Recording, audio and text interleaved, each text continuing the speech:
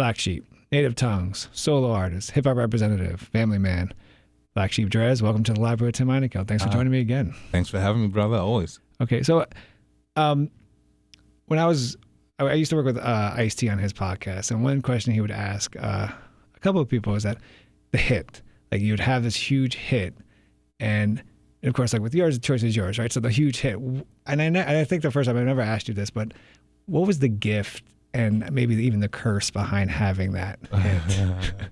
The gift and the curse of the choice is yours. The gift definitely, I would say, is the life, the longevity of the life.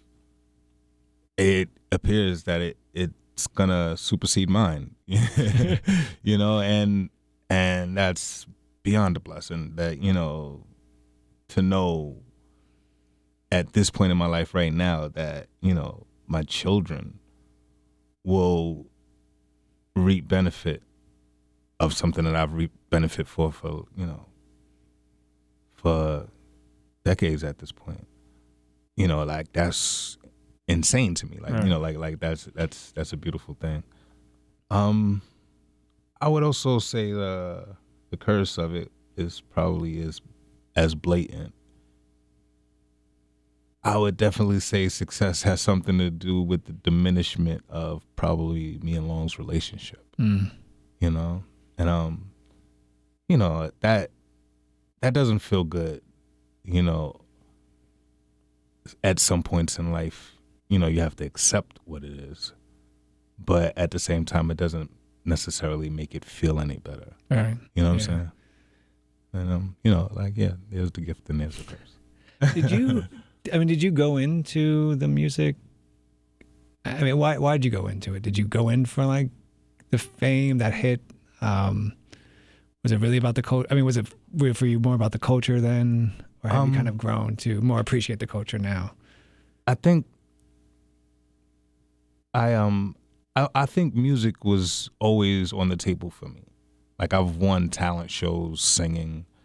My mother always thought I would be a singer, literally. Like, you know what I'm saying? Like, I easily sung. I've been in elite choirs. I've played the trumpet in North Carolina in the marching band. Like, literally just picked it up and started learning trumpet. Band 1, band 2, and went my way all the way up to the jazz ensemble and marching band. And like, I was in this elite choir in the school where there's only 8 males and 8 females in the whole school. Wow. And that's I was, cool. You know, one of the males. Like, you know, and this is all before I ever spit a rhyme.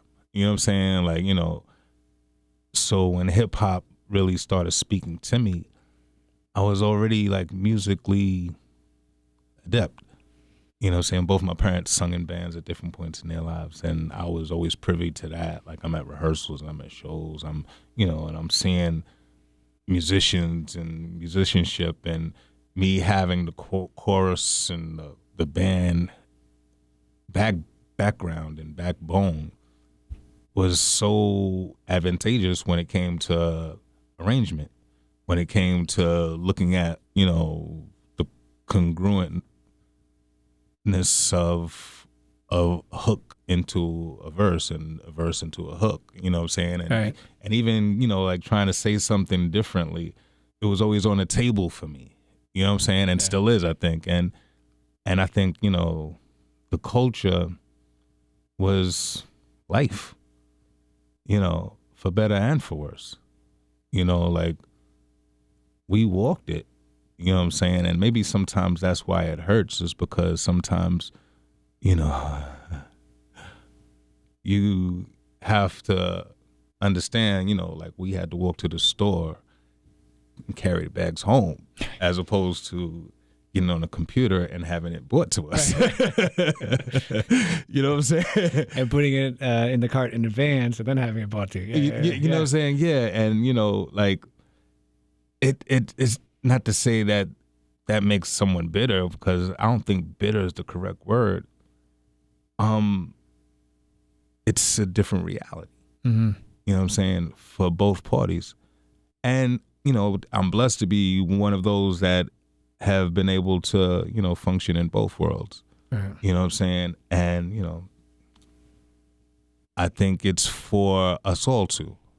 I think for those that, you know, that put something in the cart in their home today, it's for them to get out the house. And for those that walked, you know what I'm saying, it's for them to sit down and take the time to understand today. Right. Today is not yesterday. So what were you listening to, I mean, as a kid? I mean, what was your... Man. I listened to my parents' music. Right. And I had some dope parents, whereas, you know, like it might be anything playing from, you know, Def Leppard to Celia Cruz to Stevie Wonder was definitely a cornerstone in my lifetime. You know, the most important record to me was Songs in the Key of Life. Right. You know, I was probably like 10, 11 years old.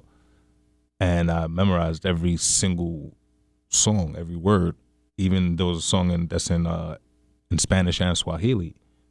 Even that, I memorized every single word. And the first song I ever wrote was to the instrumental that was on that song, on that double album. Those were the first lyrics to a song that I ever wrote, and I probably was 10 years old. Do you remember the song? To a degree, I do. Yeah. Oh, wow. Yeah, I definitely remember the melody, and I remember a few of the words. Was it... My mother's call, my late night, what's it called? On the album, the song is called My Mother's Call or something like that. Yeah, something like that. Oh. But it's the only instrumental. Right. No. Yeah.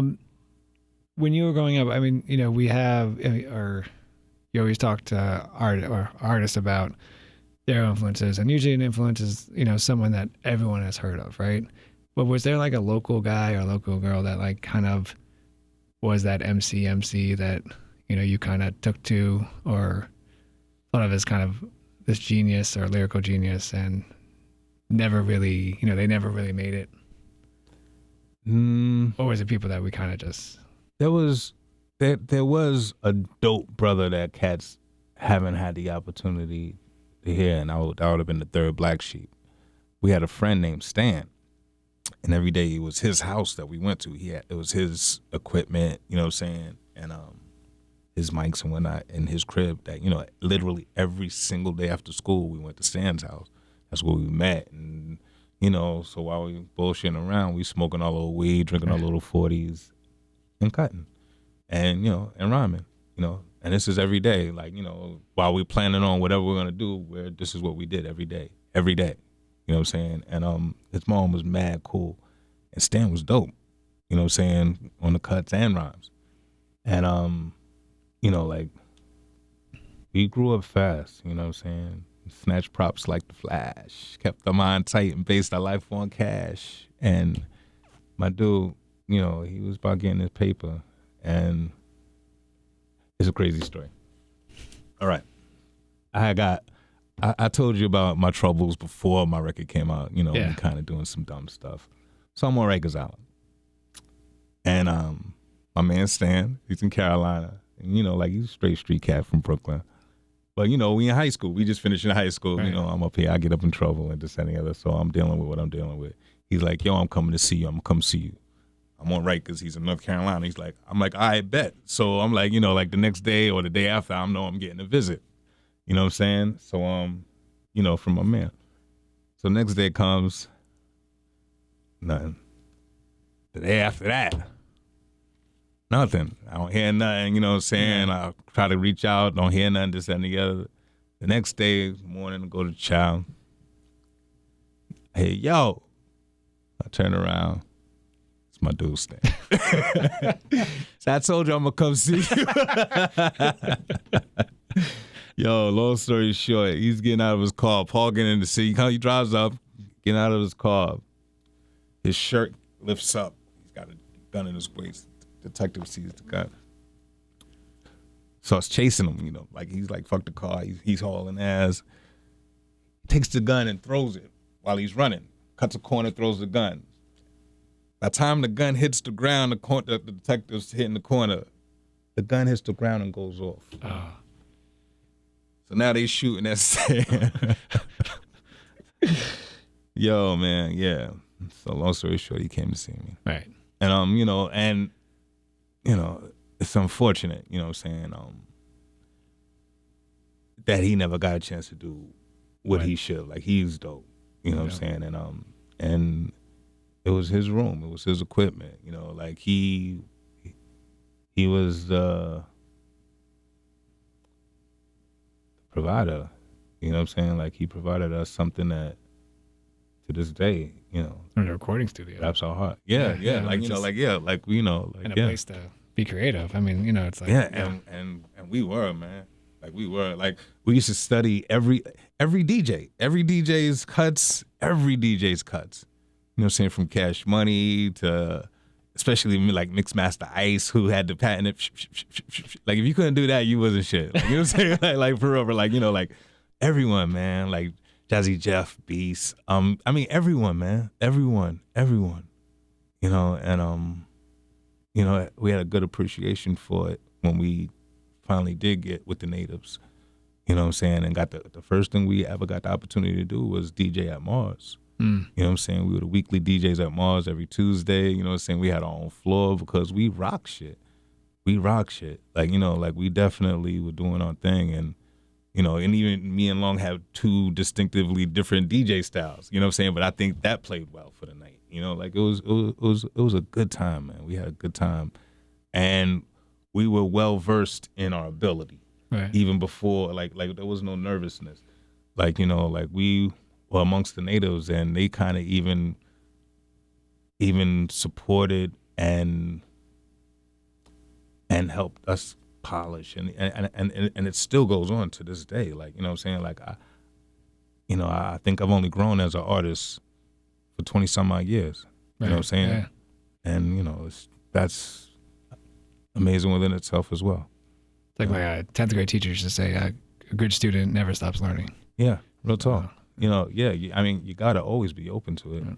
You know, like, only a fool would think that he really knows something. Right. You know? Talk to my 6-year-old son about that.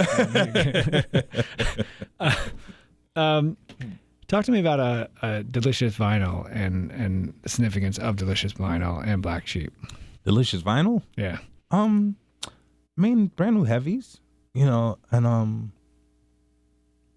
mean, I don't. It was a non-hip hop group that was signed with Delicious vinyl, correct? Mm-hmm.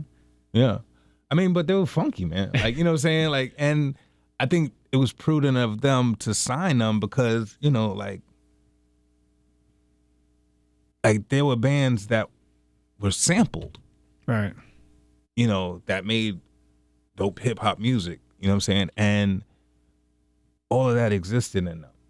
You know what I'm saying? Mm-hmm. Like, you know, like if you could, you know, you could easily kind of hear the only reason they probably weren't sampled because it was new music.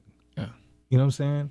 Like, and even that kind of was against the grain, you know, like Puffy definitely kind of changed the game, like by sampling hits. Right. You know what I'm saying? Yeah. Like, and I wish he hadn't done it, you know what I'm saying? But I get it. It was the hustle it was the disco. I get it, you know what I'm saying? But at the end of the day, like, what cats were doing was art. Yeah. You know what I'm saying? And like, we don't get to do it no more because the cost of the sample now makes it not worth the sale of the record. Right. Yeah, sure. You know what I'm saying? And that's so unfortunate because, you know, whereas, you know, I can understand somebody mad if you just take a disco record and you rhyme over it. Yeah, it's nothing, you know, it's nothing unique in that.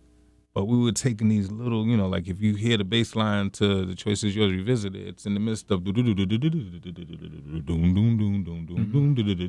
and to catch that, you know what I'm saying? Like that required, you know, like a discipline that these kids know nothing about. No. And an amazing ear to have that, to be able to hear and to that. match that to something else that you abstractly caught. Right. Something else, and, you know, and then to put a beat that goes with it. You know what I'm saying? And, you know, like, oh man, the wizardry of that, like, you know, like I tip my hat big time to Mr. Long and, you know, the Premiers and the Pete Rocks, you know, I mean, just the whole gamut, you know, the Large Professors, like the artistry of what they do. I've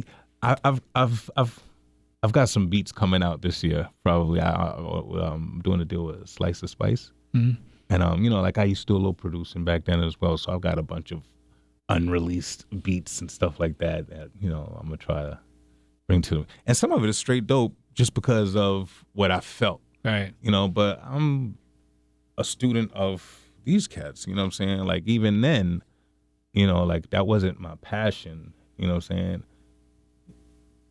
I just wanted to be able to create. You know what I'm saying? Yeah. Like, How does the producing process help you lyrically? Like, I mean, are you envisioning a potential beat that you're writing a song to, or are you kind of just, or is that, or I mean, imagine, I cannot obviously get into your brain, but I can imagine like being able to have one half of your brain and be able to create a beat, and another half being able to create lyrics. They somehow mix together, and I think to be honest with you, what happened with nonfiction's lack of success kind of diminished my desire to make beats, because like at that point, like I had did a lot of production on nonfiction, and it took me a minute to grasp all of the things that were above my head that took place in the process of what was going on. mm-hmm. You know what I'm saying? And sometimes in life, you find yourself in fights that you didn't know you were even in. Right. And sometimes you win them. But a lot of times you lose them. But just to say, like, like I had kind of stepped back from doing beats after nonfiction because I felt like I needed to just concentrate on what I do. You know what I'm saying? Yeah. And I think it's only now that I'm seeing the bigger picture. I'm seeing that I was bugging. You know what I'm saying? Like, I should have stayed making beats and, stay just creating both sides. And, even more, but so now, like I'm kind of back to lending myself track-wise. But my writing process, I can sit down and write to whatever, but I love when I get a track and it talks to me. Like a lot of time, in my opinion, like I'll vibe with the music before I ever write to it. Like, I want it to be something that I want to hear again with no lyrics. You know what I'm saying? Like something that I think about with no lyrics. And those are the tracks I want to write to. I know. Yeah, you know what I'm saying? Yeah. And a lot of times in the process of me just listening to them, things what it is comes to me. Like it just organically says, this is how we're gonna do this. You know what I'm saying? And it might just be a little pebble. And then my job becomes to make it a rock. Right. You know what I'm saying? That's awesome. Right. Black Sheep, Native Tongues, you guys are all like known for kind of being, very witty, satirical, smart lyrics. It's, you listen to your songs, they're not just like full of gems, they're also like fun to listen to, right? When you go back to the 90s and you kind of look at your Black Sheep's album sales and then kind of the rise of like gun talk hip hop, do you think that hurt your sales, that there was there's this rise to kind of talking about guns in hip hop, or do you think there was something else to it that we just might not?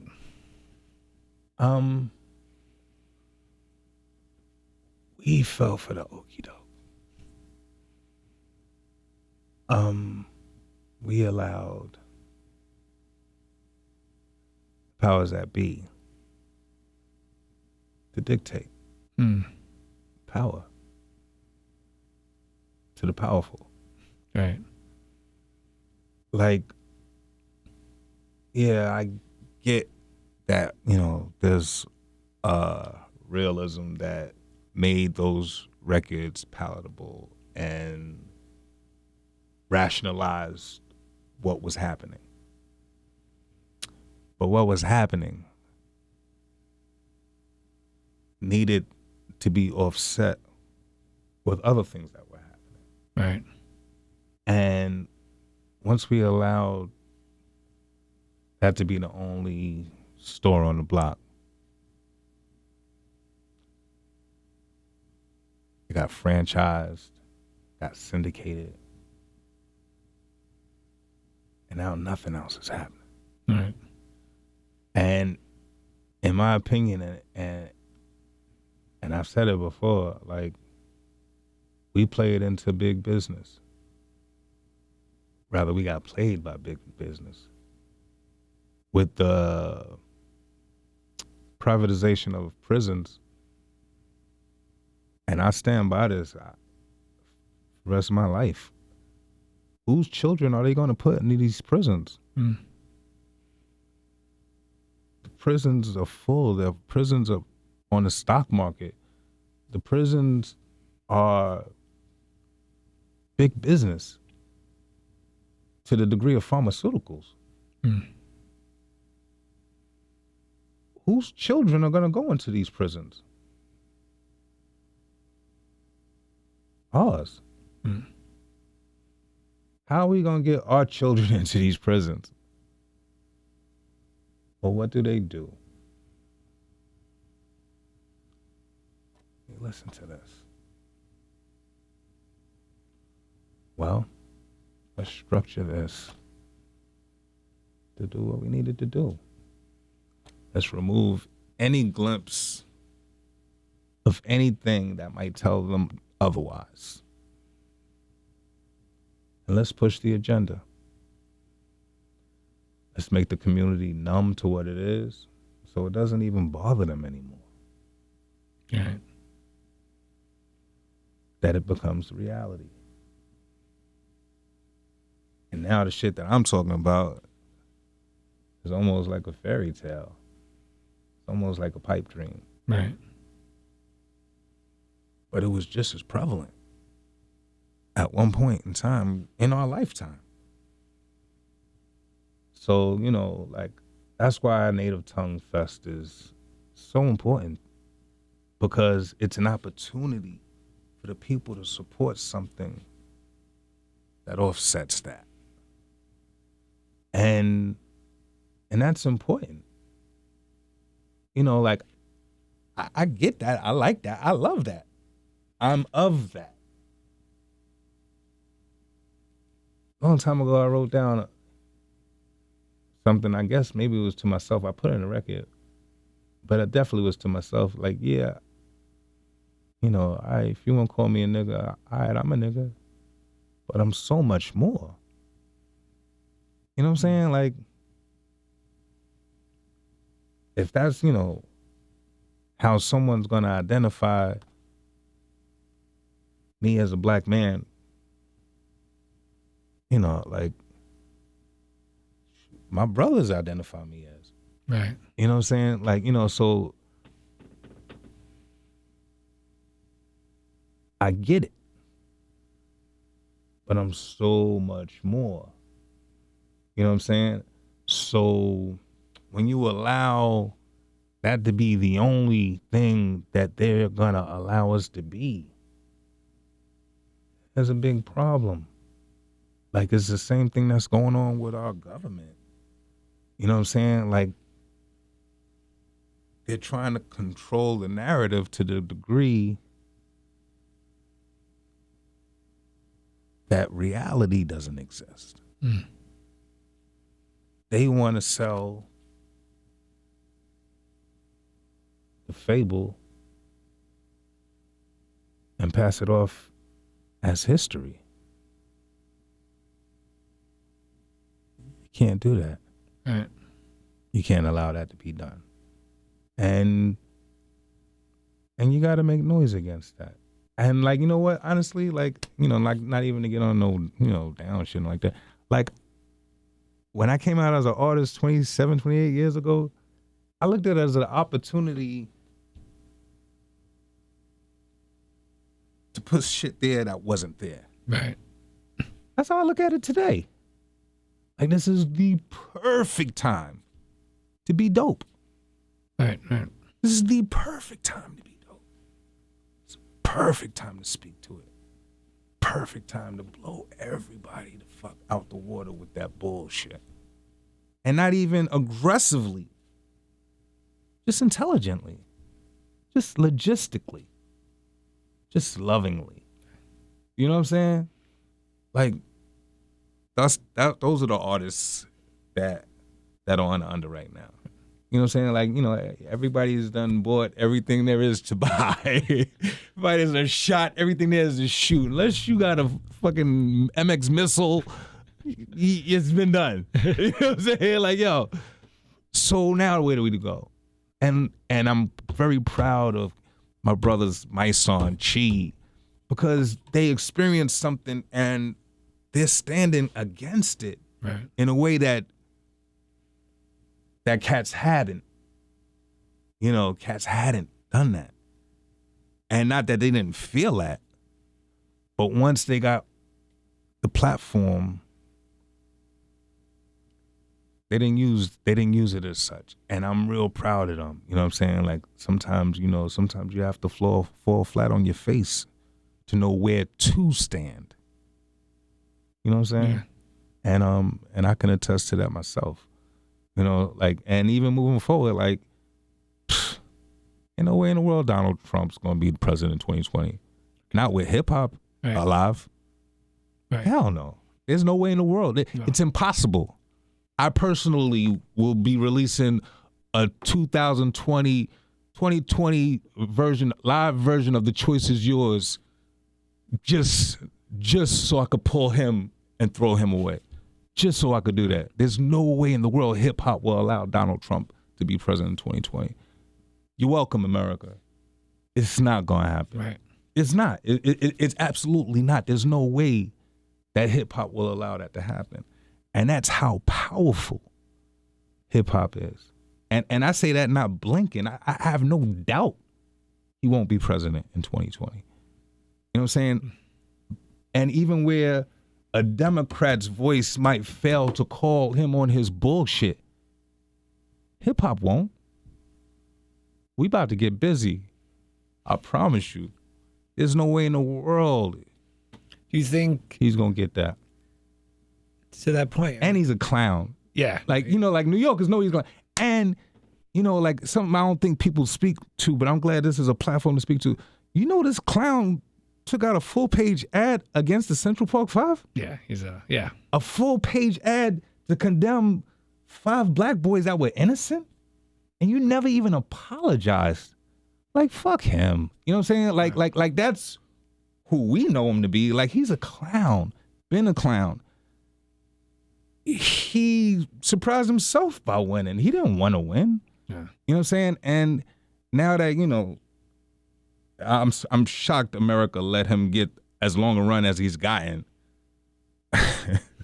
But that's just a testament of white privilege in your face. Right. You know, that's white privilege. You know what I'm saying? But yeah, like, you know, but even that has its ends. And, you know, and that's about that. To the point about hip hop not letting Donald Trump be president in 2020, do you think, I don't want to call it mainstream, but I guess mainstream. Okay, so I know. So you come from this school, DMC comes from this school, Chuck D comes from this school, everyone before comes to this school, and the whole school being, if Dres is doing red hip hop, I'm gonna come out and do blue hip hop. You know, like something different, right? Right. We're in a school now that you're doing red, I'm gonna do red with you, right behind you. Yeah. How many shades of red can we get in? Okay, let's just go. 50 shades of red. But you know, yeah, for real. So when you speak about hip hop being a political voice, do you see it being this shades of red school that's gonna do it, or is it going to be, and kind of has it fallen into your lap?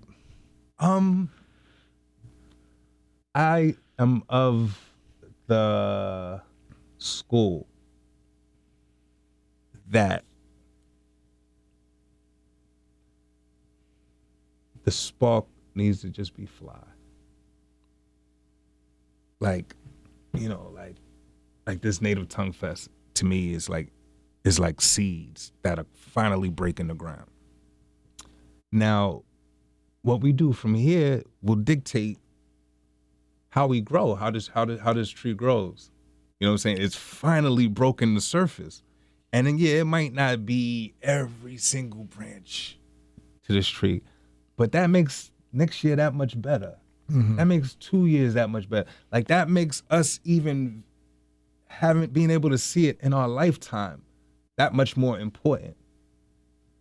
But something like this breaking the ground is the beginnings of what I'm talking about. Because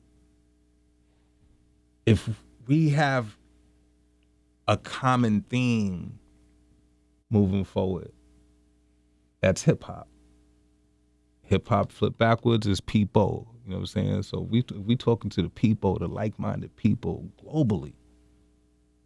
You know what I'm saying? Like this is the beginnings of a conversation we left off a long time ago. Mm-hmm. We haven't picked up this conversation in a long time. So if we do it correctly, it'll do what hip hop does. Right. You know what I'm saying? It'll engulf. It'll make you feel something. It'll make you remember something. It'll make you remember the day, the moment. It'll affect change. And not just monetarily. You know what I'm saying? Like, I'm so proud of what we've been able to accomplish monetarily, because I didn't even see it, to be honest with you. I mean, I saw fragments of what it could be, but not to the degree that it is now. Like, it's really become, you know, not just like one or two. There's 100 millionaires in hip hop easily. Right. You know what I'm saying? Like, easily. You know, like that was such a significant hope when we were kids. You know what I'm saying? Like, you know, it just didn't exist.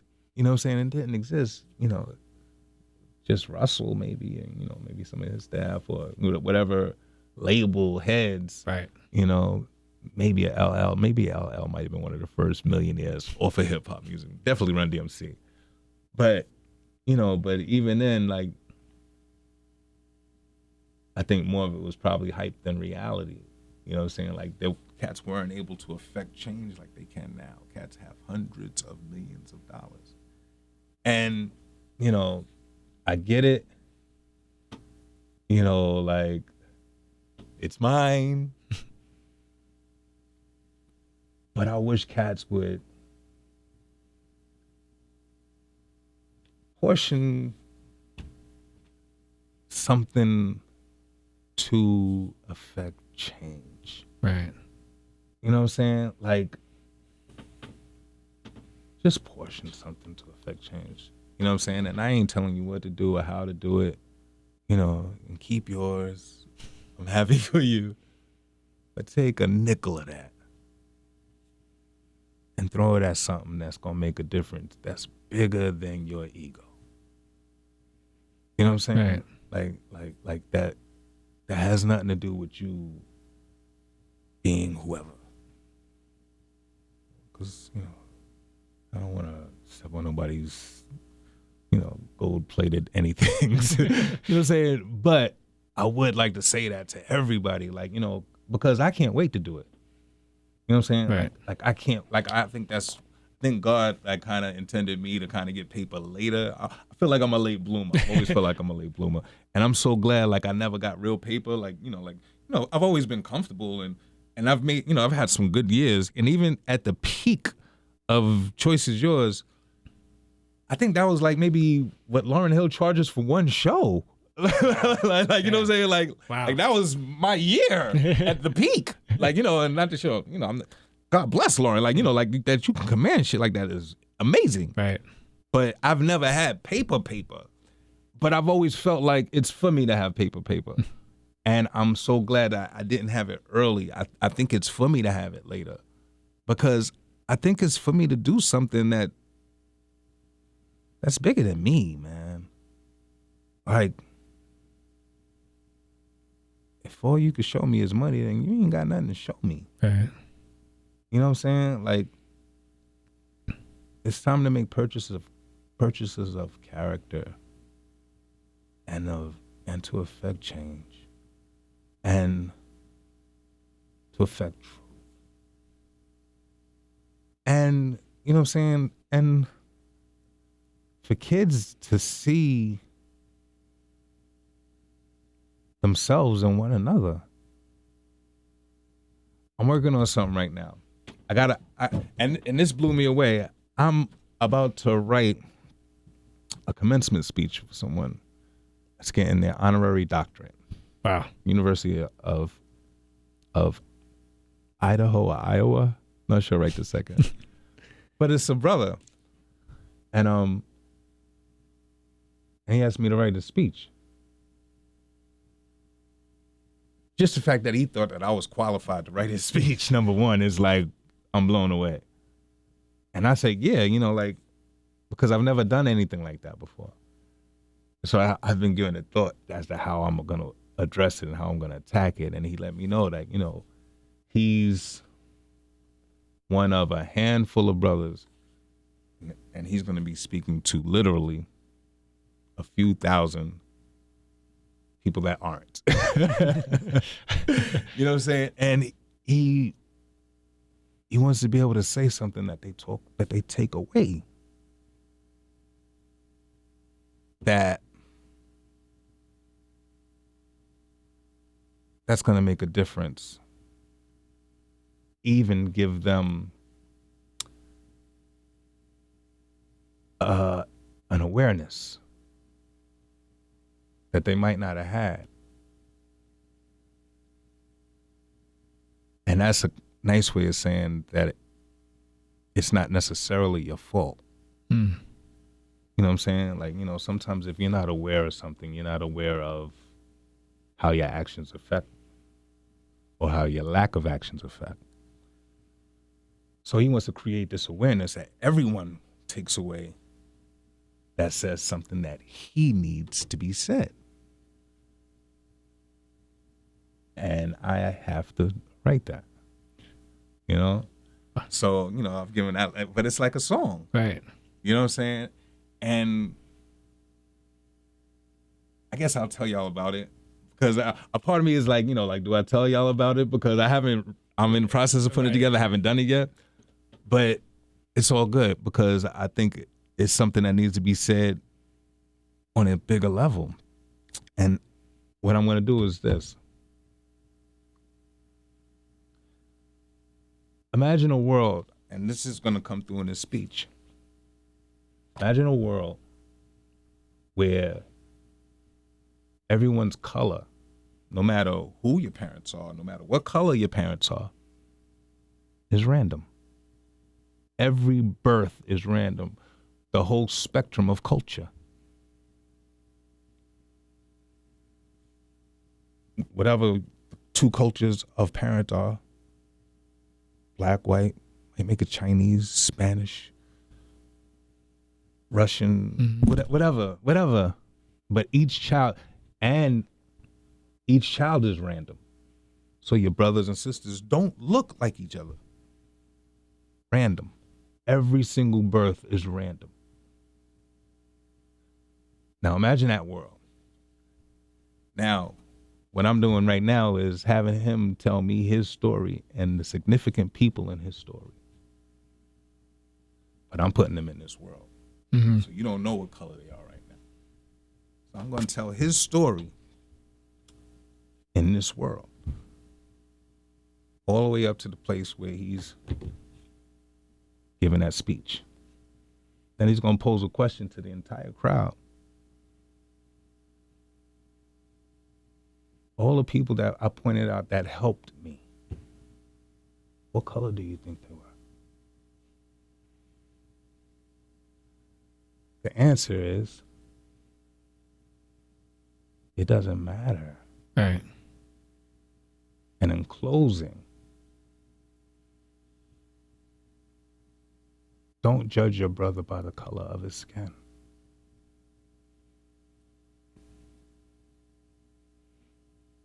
I hope they remember that. Wow. That's what I'm writing for. It's powerful. I hope it is. So, wow. How much time you have to write this? When is it due? It's his commencement this summer. Wow. You talked about the natives and the festival, the show that's coming up. What, if you talk a little bit more about the show, but also for people that don't know or kind of realize what was the significance of the native tongues when they first kind of came out, and what has their continued significance been? All right.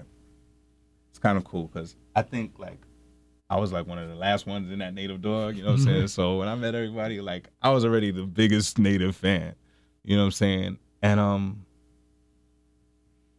the Natives stood for blackness. They were James Brown. Black is beautiful. They were the Black Panthers. Feeding kids breakfast. Teaching you your rights. They were Althea Gibson and John Carlos and Arthur Ashe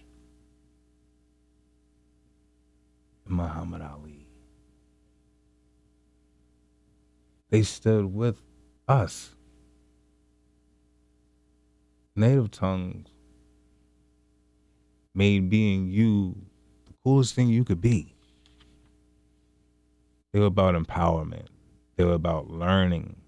They were about growing. They were about apologizing. That was about fighting a good fight.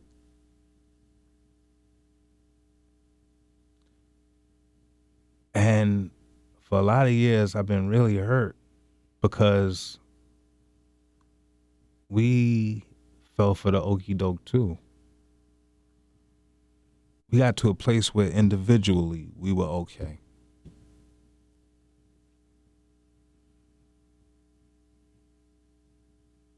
But that's what everybody else did. Mm-hmm. We just did it under a different manner. The object to me was that we become a microcosm of what we're asking society. And we didn't do that. And I'm sure I have, my blame to shoulder as well. It's bugged because, like I learned amongst the native tongue, it's kind of like a totem pole. And at any given time, whoever's at the top of that totem pole can kind of dictate how we're going to move. You know what I'm saying? But you can't be at the bottom of that totem pole and tell us how we're going to move. Right. You can't even be in the middle of that totem pole. But you can be at the top and be like, yo, this is what we should do. So even inside of myself is the fight to get to the top of the totem pole. Because I learned things that I'd like to share. I didn't realize, like when I was coming through, I'm doing Arsenio Hall show, and I'm a hot commodity. I can bring all the natives out with me. They'll fly them in. I want the native tongues to rock with me when I do The Choice Is Yours. I want them all to be there.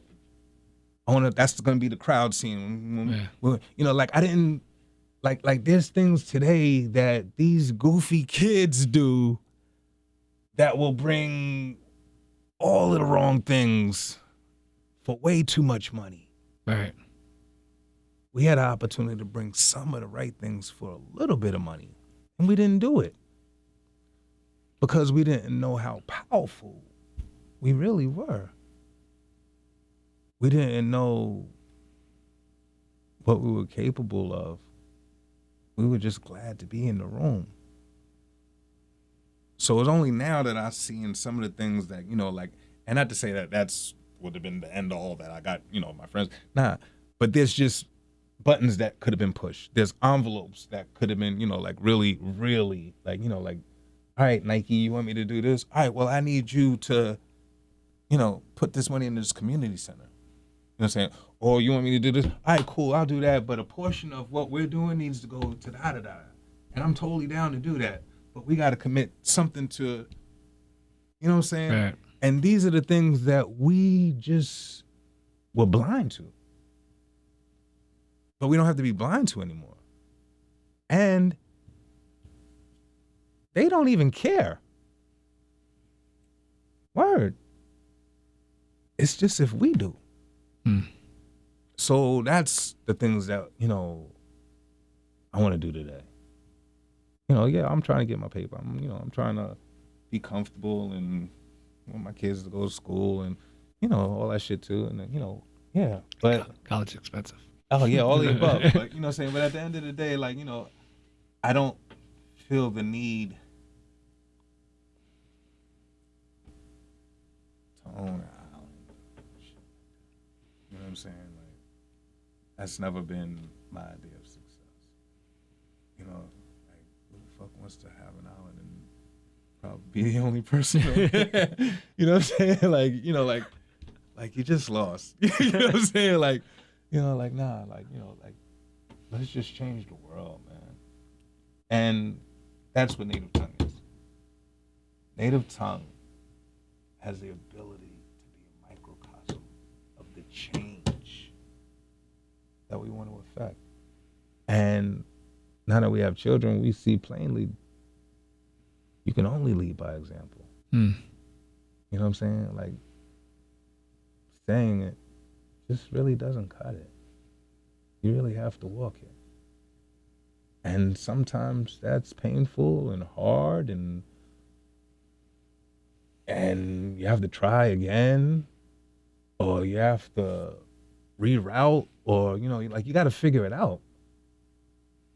But you got to do it. You know what I'm saying? Because, because our kids deserve it. Like, yeah, we got to do what we got to do. All right. And that's just how I look at it, man. Like, that's how I look at hip hop. Like, to me, like, maybe I hope it keeps me around for years and years, because for me, it's a great reason to get up every day. All right. You know what I'm saying? Like, and don't get twisted out, I'm going to get up this crusader and no shit like that. But I do get up with the mindset when I look at things, and, I'm seeing much bigger than that particular thing. I'm seeing where it fits into a puzzle. I'm seeing where the puzzle fits on the wall. I'm seeing where the wall, sits in the house. So how do you, City Max, your son, raps. Obviously, my kids like watching the Angry Birds track a lot. And obviously, I mean, DJ Premier doing the beat, pretty incredible. How do you, is he interested in having a career in hip hop? And if so, how do you raise, especially a kid that now his influence is hip hop? I mean, he sees, he sees what the success it could actually bring. He could see he's obviously surrounded by a very talented father who could help him with his writing, game, but gets to the point where he probably can easily do what he's that formula that he sees out there. How do you raise a child to be a hip hop artist in this kind of atmosphere, but to be more of a leader and not just kind of follow that grain? Well, Sid, I guess it has a lot to do with his parents. Like, Sidney Max at 12. If you put a picture of Lil Wayne in front of him, he wouldn't know who he is. If you put a picture of Nicki Minaj in front of him, he probably wouldn't know who she is. Definitely not most artists. He's never watched BET. He knows of no reality show.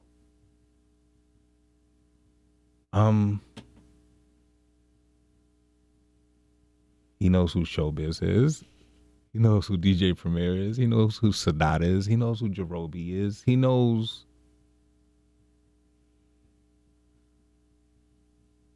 things that are palatable to him. He knows them because I've introduced him to them. So even beyond artists, he knows them as people. Right. You know what I'm saying? That's kind of it on the artist side. Now, Sid loves hip hop, but he only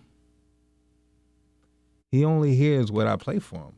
Just like me at 10, 11, 12. I grew up on my parents' music. Mm-hmm.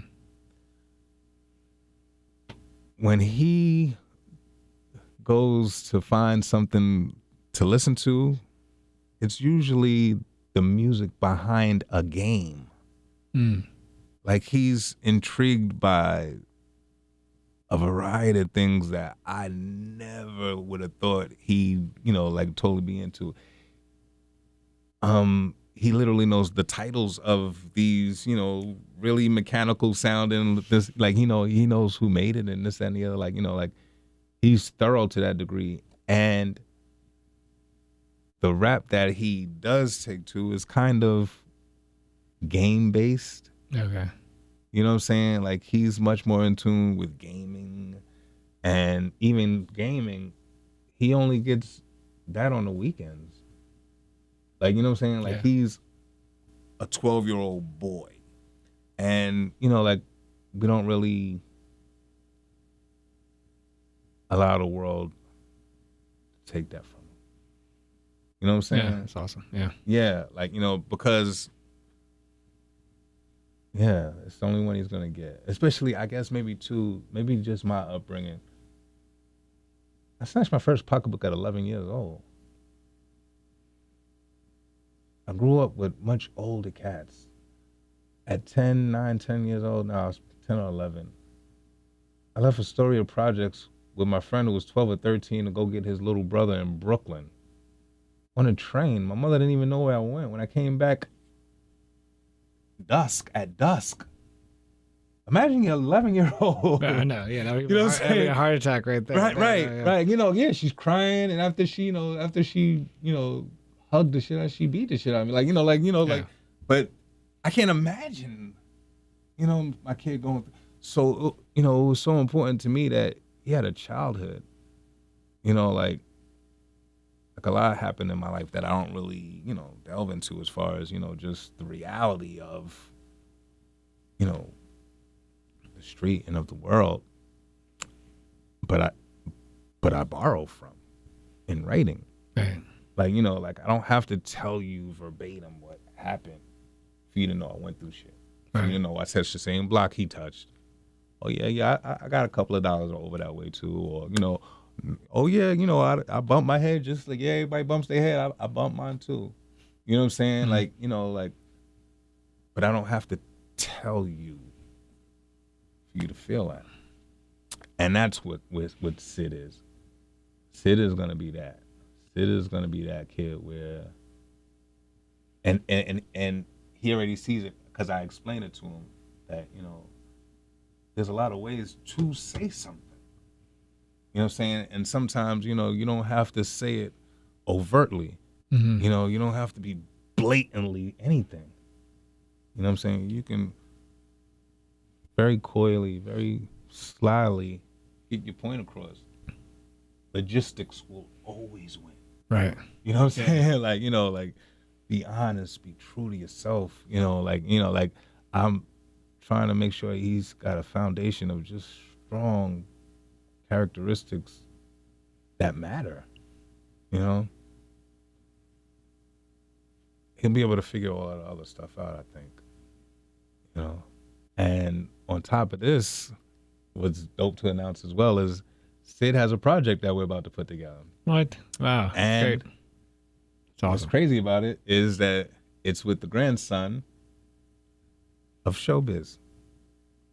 Oh, that's Gonna wow. be his DJ. That's all. Wow. That's awesome. You know what I'm saying? Yeah. Show's doing the beats, and me and Sid are gonna jump behind pen and pad. Wow. And yeah, we're literally about to start this project, and I can't wait. You know, I literally can't wait for it to be done. You know, like I look forward to us doing it and just seeing it come into, you know, and it's gonna be official.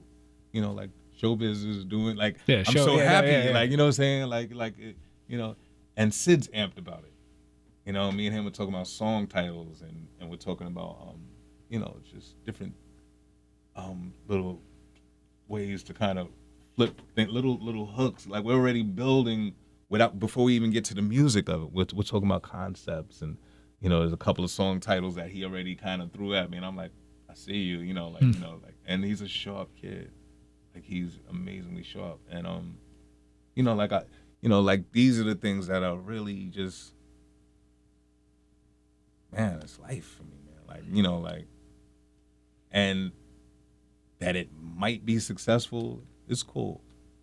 You know what I'm saying? Right. Like, it's not even, you know, like what it's about. Like, it is successful that it gets completed.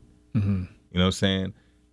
And you know, I'm sure it's gonna do whatever it does, but you know, more than anything, I just look forward to what it says. You know what I'm saying? Like, I've kind of resolved at this point that I'm much more playing for catalog than I'm playing for a hit record. You know, like, and it kind of gives me like a good feeling inside. Like, you know, like I'll probably be one of those cats that, you know, like, you know, years from now when I'm not around, that cat's just bump into his catalog and be like, oh shit, like, I didn't know. You know, but that they find out eventually is cool with me. Because, you know, yeah, like, because I love when I bump into an artist, like, you know, like that I didn't realize just how dope they really were. Like, you know, oh man, so many, you know. Yeah, I mean that kind of for me happens because this podcast is that you kind of, you know, you live life, you forget, or you just like, you know, you have kids, you don't, Yeah. you know, you're listening to Kids Bop, so it's not like, yeah. and then you go back and you know do this research and you're like, oh wow, that's like, Right. I mean, did you see what he just did there? You know, like that type, you know, that type of. There's something that I read about when I was preparing for our interview, and it was about the original version of Tribe Scenario. In my understanding, it was like 9 or 10 people were on it. De La, yourself, Chris Lighty even, and the story is that Phife even says like everyone killed it, but then they had to cut some people, and we got the version we heard in the album, but everyone was okay with that. Is that a story you remember? There were like 3 or 4 versions, literally. Now, in my opinion, the version that came out was the right version, and like that was like very close to the original. I don't know if they flipped a verse or 2 on it. I don't think so. I'm pretty sure that might have been the original. Like they did a bunch of remixes where Tip kind of just let the beat. It wasn't even remixes. Like, you know, like Tip just kind of let the beat ride, and different cats that might have been around, you know, like just got an opportunity to spit. I don't think he really did anything with it. I think maybe he was just looking to see if something significant came from it. I personally wasn't crazy about what I had spit. Do you remember any of it, or kind of? Is it one of those lyrics that you? I remember. I remember. I kind of liked what Long had spit, but I wasn't. A lot of the stuff that I did back then, I was, like I was still coming into myself, and I think even getting used to hearing myself, and this is early, this is early in our careers, and even how to attack the mic and stuff like that. I was still learning and this, that, and the other. So it might have been one of those verses where I just felt like, wasn't crazy about it. So I don't think I ever felt bad that it never came out. Right. You know what I'm saying? Like, I was like, okay, cool. Yeah, that's the record. Oh, that's a good record. You know what I'm saying? Fine with me. Good job. Yeah, but honestly, like, I don't remember much about it. And, like, I smoked a lot of weed back then. Like, I'm not that dude today. Not that my memory is so much better, but yeah. But yeah, it's just to say, like, and it was a time, this is my word, there's probably a ton of various mixes that just are in a vault somewhere, like, in the different record label vault. Like, we did so many mixes for different stuff, man. I recently got some slaves of some of our original 2 inches, and so right now I'm having all of them transferred, and this is like original black sheep materials. I'm dying to hear what it is. That's awesome. Because like there's stuff that never came out. I had did this record about Rikers Island. That was amazing, and I don't know what happened to the 2 inch. I hope that pops up. It was amazing. Like, it was just so. Is it diss record about Rikers Island? Huh? What do you say? A diss record about? No, it wasn't a diss record. It was a record. Oh, this is a diss record. I was like, amazing! You dissed the entire Rikers Island. No. It was a record, but it was about. It wasn't about the. It wasn't a bravado record. It was a reality record, like, and it was dope, man. Oh man, like stuff. When you're young, just keep moving, this and the other, and we didn't realize what masters even meant working on our first album, right? And even the way they kind of tell you, oh, you got 11 points, or you got 12 points, and this and the other, like. They're not breaking out. That's 11%. You know what I'm saying? Like, like you think, you hear, oh, I got points though. I got points. Like there's, 89 points or percent going elsewhere. Right. You know what I'm saying? And so, like, you do all this work, for the group to get 11 points, 12 points.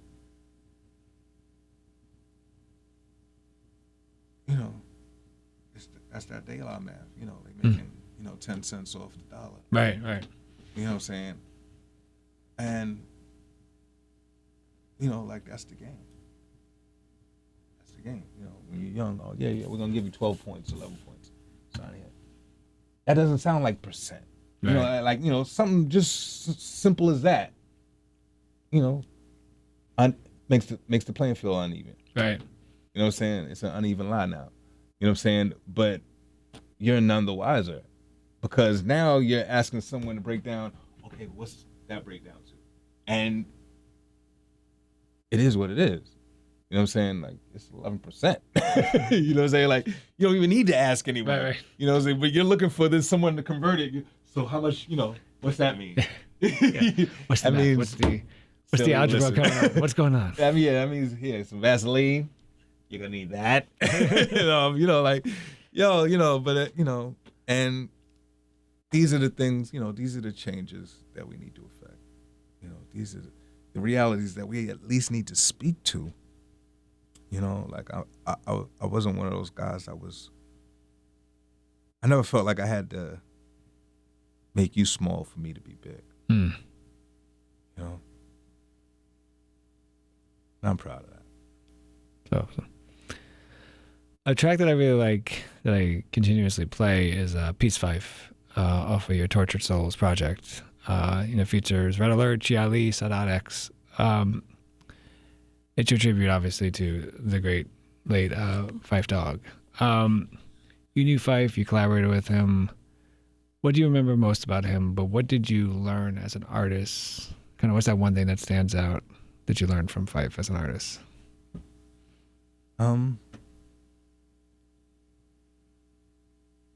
Growth. Phife, from the first to the second to the third album, 3 different individuals. And yeah, man, like, stay open to the process, stay committed, believe, try.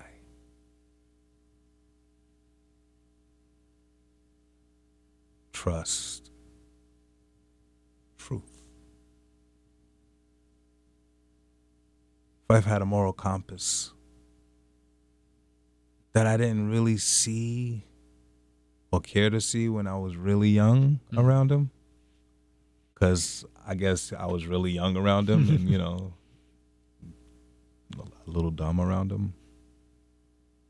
But he had a moral compass that some people might have even mistaken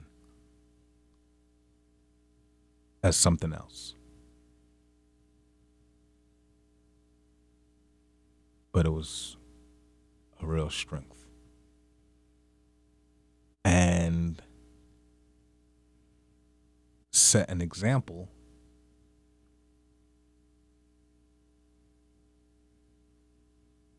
I was proud to grow to understand.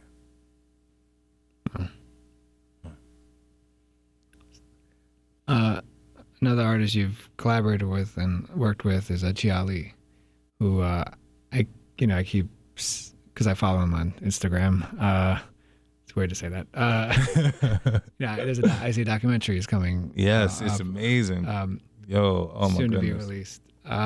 Yo, the fellas that did the documentary, yo, big up to the fellas, man. Tom and y'all, the documentary is amazing. Fabulous Chi Ali is coming. He had a West Coast release, and that they're putting together an East Coast release, and hopefully with a concert in conjunction with it. Yeah, like, I'm really proud of Chi. Like, life is life, which means the shit don't stop.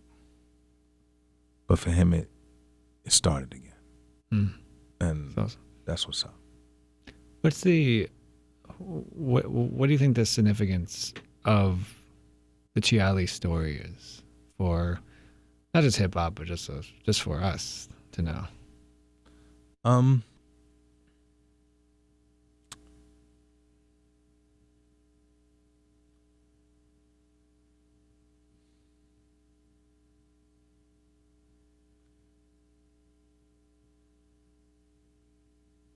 That redemption is yours to attain. And it's something we all need to attain. On various levels, in various degrees. We all need to do better. We all fuck up badly sometimes.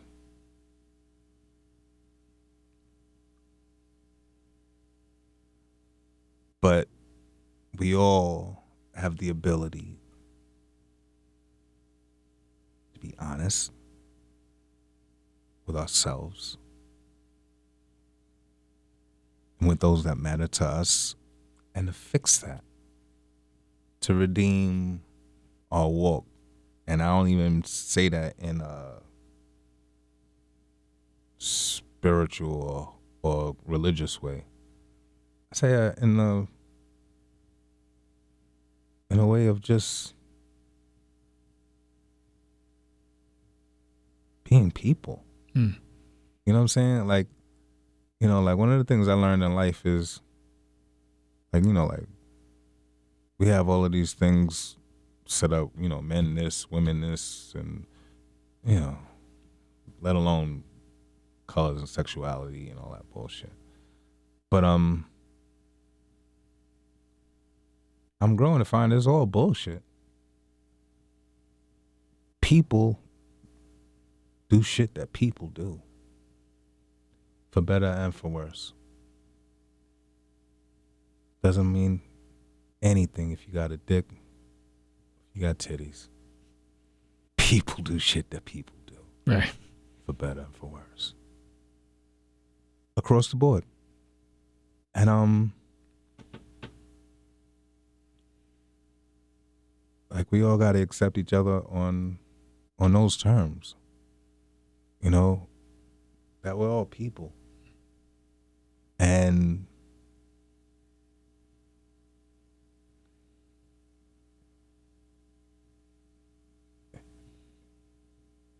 how the hell we expect to change anyone if we can't change ourselves? Right. You know? We got to change ourselves.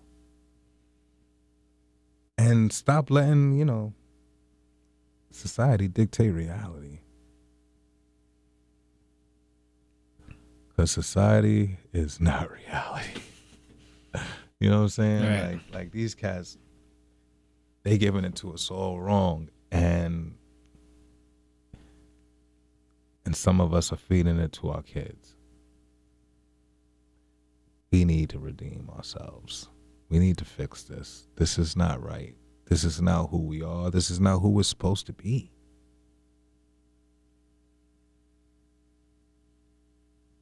And we got a lifetime to fix it. You know? Yeah. Wow. When did you come to that? Like, when did you come to that reality? That kind of that thought? Or was that always with you? No.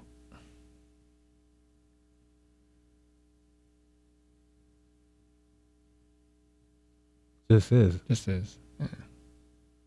Yeah, like, I mean, you know, trust me. And, you know, I be trying to figure out, you know, a lot of things as far as, you know, things that I'm sure we both kind of relate to as far as like having a platform to be heard. Mm. Next to Kylie's lip gloss. Next to Instagram chick with a tremendous ass. Right. Next to, you know, a cup of codeine and the rhyme that comes from that. Right. You know what I'm saying? Like, you know, it's hard to be heard sometimes. But that doesn't mean we don't speak. Yeah. That means we just speak louder. My last question. I've always enjoyed your lyrics, and I'm wondering if there's a lyric that you've written that speaks to what you just talked about, or if there's a kind of a lyric you've written where kind of reminds you how good you are at doing what you're doing.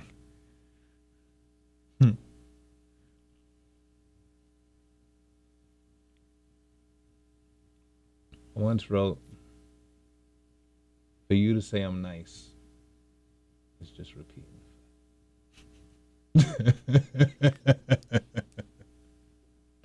That's pretty dope.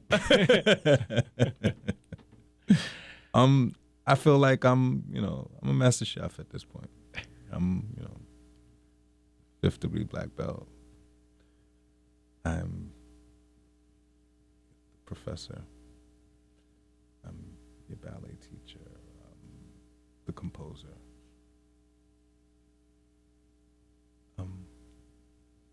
I cook Michelin rated food